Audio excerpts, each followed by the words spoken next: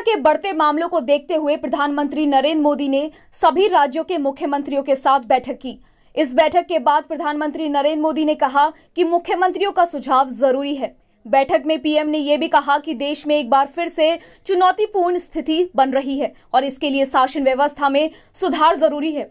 वहीं night curfew की वकालत करते हुए पीएम ने कहा कि इसकी जगह हमें कोरोना कर्फ्यू शब्द का इस्तेमाल करना चाहिए और अभी लॉकडाउन की जरूरत नहीं है।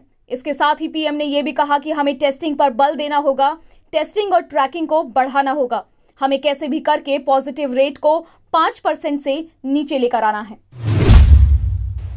कोरोना के केसेस की इस अचानक बढ़ोतरी ने मुश्किलें ज्यादा पैदा की है। कोरोना के प्रसार को रोकने के लिए फिर से युद्ध स्तर पर काम करना आवश्यक है। साथियों, इन तमाम चुनौतियों के बावजूद हमारे पास पहले की अपेक्षा बेहतर अनुभव है, पहले की अपेक्षा अच्छे संसाधन है और अब एक वैक्सीन भी हमारे पास है। जन भागीदारी के साथ साथ हमारे परिश्रमी डॉक्टर्स और health workers, health care staff ने स्थिति को संभालने में बहुत मदद की और आज भी कर रहे हैं। आप सभी में अपने पहले के अनुभवों का प्रभावी ढंग से उपयोग अपेक्षित है। प्रदेश में कोविड-19 के संक्रमण की रफ्तार बढ़ती जा रही है। अगर हम बात पिछले 24 घंटे की करें तो पिछले 24 घंटे में प्रदेश में 2872 नए मरीज मिले हैं, जबकि 11 मरीजों की मौत हो चुकी है। राहत की बात यह रही कि इस दौरान 959 मरीज ठीक भी हुए। इसके साथ ही एक्टिव मरीजों की संख्या 17,139 पर पहुंच गई है। इसमें से 2041 लोगों की हालत गंभीर है, जिसमें से 199 मरीज ऑक्सीजन और 42 मरीज वेंटिलेटर पर हैं।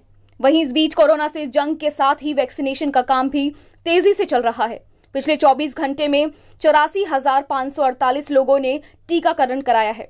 इसके साथ ही अब वैक्सीन लेने वालों की संख्या 22,11,666 हो गई है। वहीं इस बीच प्रधानमंत्री के साथ वर्चुअल बैठक में केंद्रीय स्वास्थ्य सचिव ने बताया कि महामारी पर नियंत्रण करने में हरियाणा दूसरे राज्यों के मुकाबले बेहतर है। प्रदेश के कृषि मंत्री ने विपक्षी पार्टी पर जमकर निशाना साधा।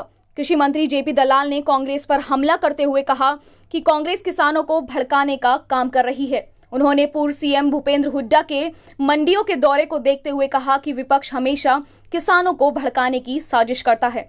वहीं राज्य सरकार की उपलब्धियों को गिनवाते हुए उन्होंने कहा कि प्रदेश की जनता जानती है कि उनकी सरकार किसानों को सबसे अच्छी कीमत दे रही है। कांग्रेस को घेरते हुए उन्होंने कहा कि जैसे ही किसान संतुष्ट होता है, कांग्रेस बेचैन हो जाती है। पक्ष जो है पिछले कई सालों से किसानों को भड़काने की कोशिश करता रहता है, चाहे वो सीधी पेमेंट की बात हो, चाहे वो मंडी में और कोई व्यवस्था की बात हो, और जो हम किसानों के लिए सुविधाएं देते हैं तो पक्ष को उसको अच्छा नहीं लगता, वो मंडियों में जाके भड़काने का काम करते हैं। लेकिन हरियाणा का किसान अच्छी तरह जानता है कि भारतीय जनता पार्टी की सरकार ने सबसे जल्दी सबसे अच्छी प्रोक्योरमेंट की है। डायरेक्ट पैसा देने की हमने जो हमारा लक्ष्य है उसकी तरफ हम आगे बढ़ रहे हैं। किसान को किसी भी तरह से मंडी की असुविधा ना हो, उस दिशा में हम काम कर रहे हैं।